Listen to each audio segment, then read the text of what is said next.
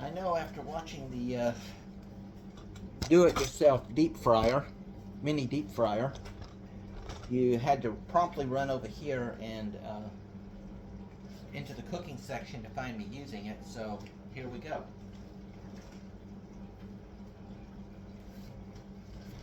This is not sunflower oil. This is my extra virgin olive oil. I will use it several times before I discard it. And then I use it for other things. But I always filter it beforehand.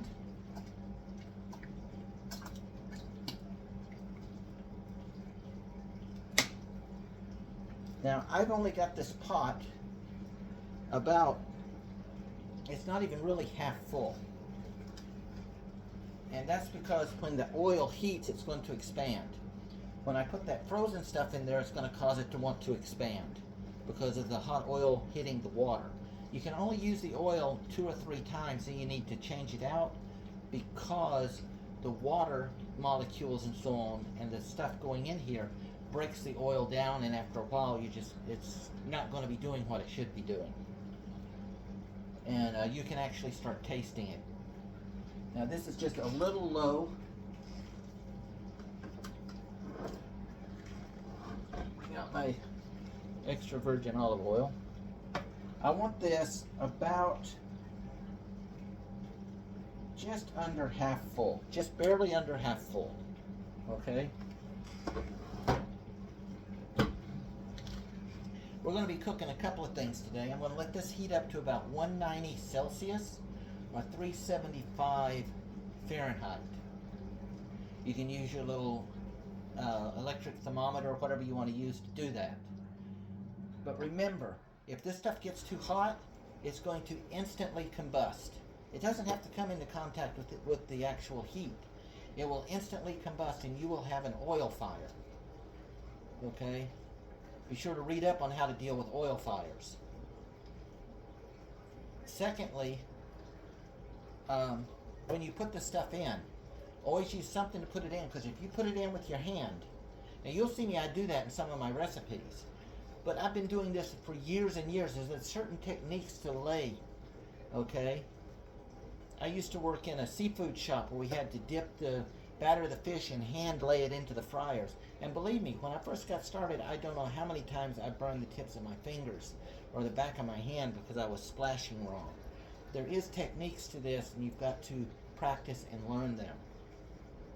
But for now, I would say just use something like, if I'm doing a handful of French fries, I will put it into a container with a handle and pour it in just in case. Doing onion rings, poppers, I'll use a pair of tongs and put them in one at a time. This pot right here will hold about 8 jalapeno poppers. It'll hold about 6 to 8 mozzarella sticks. It'll hold about 4 onion rings at a time, depending on how big they are. It'll hold several small mini camemberts or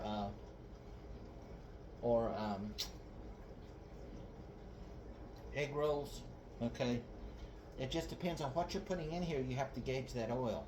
And you don't want something real big and heavy or real doughy, because when it goes in, it's going to hit that mesh, and that dough is going to cook to it, and then it won't rise up. And then you have something stuck, and it's a real mess to clean up.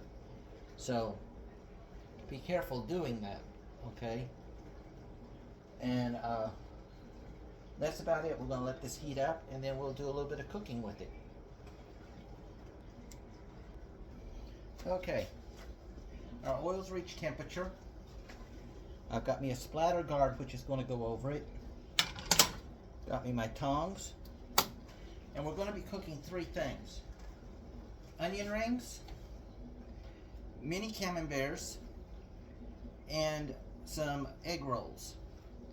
The thing we have to consider is each one of those has a different consistency. We want to do the camemberts last because they're going to create the most sediment. We want to do the onion rings first because they will create the least, and do the egg rolls in the middle. Alright, so let's get started. I've got this up to temp. I've moved it back down from a 3 to a 2.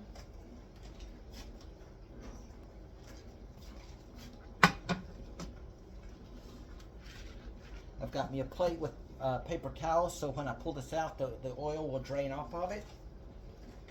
I've got my onion rings in a pan.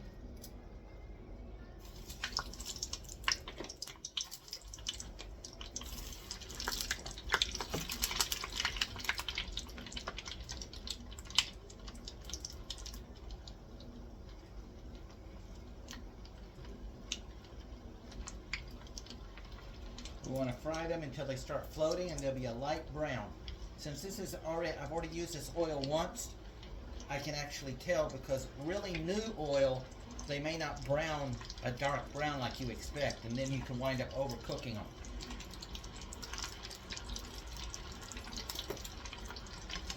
Starting to bubble here. That's the water activating with it.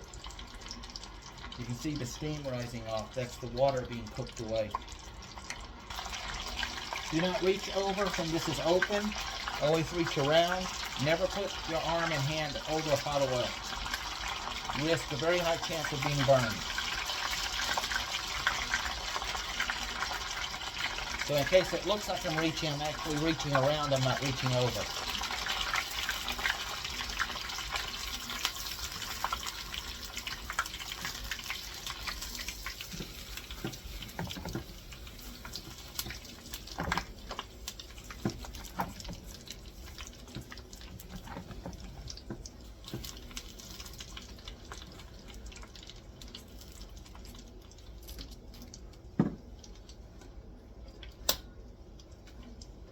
And there you go. No sediment on it, none of that, because that's keeping it from the bottom. So I did a test run of 4, now I have 8 in here.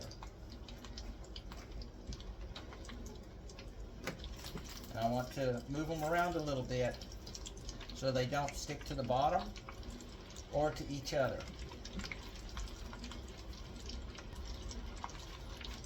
Each type of food, when you're frying it, reacts differently. You need to know how your batters react from your dips and everything else. Again, a lot of times it's just a matter of experience. Let me get these fried, then we'll go on to the next set. As I'm cooking this, I had to raise my heat back up, because if you put more cold items in, it's going to gradually lower that oil temperature.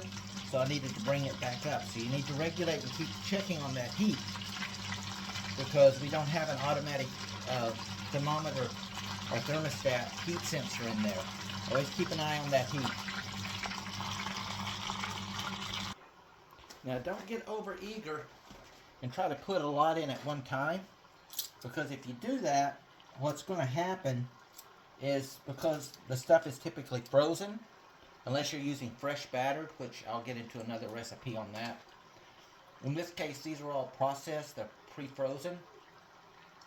And if you put a bunch in there, it's going to dramatically reduce the temperature of that oil really quick. And it'll take it a long time to come back up.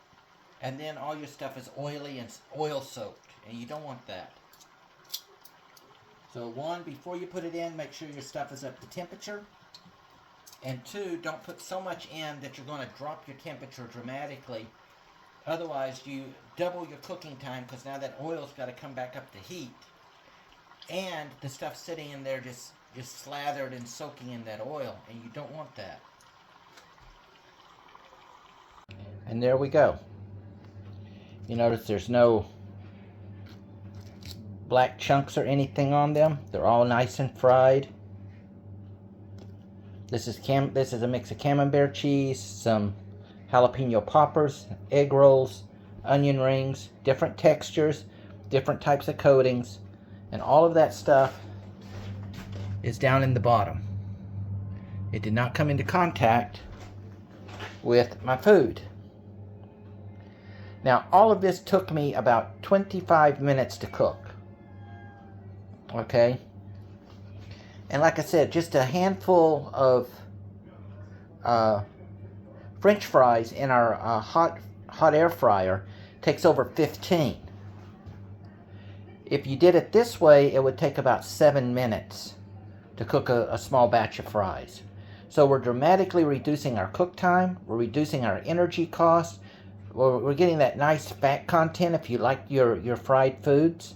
We're using extra virgin olive oil, so these are vegetable, that's vegetable, that's vegetable.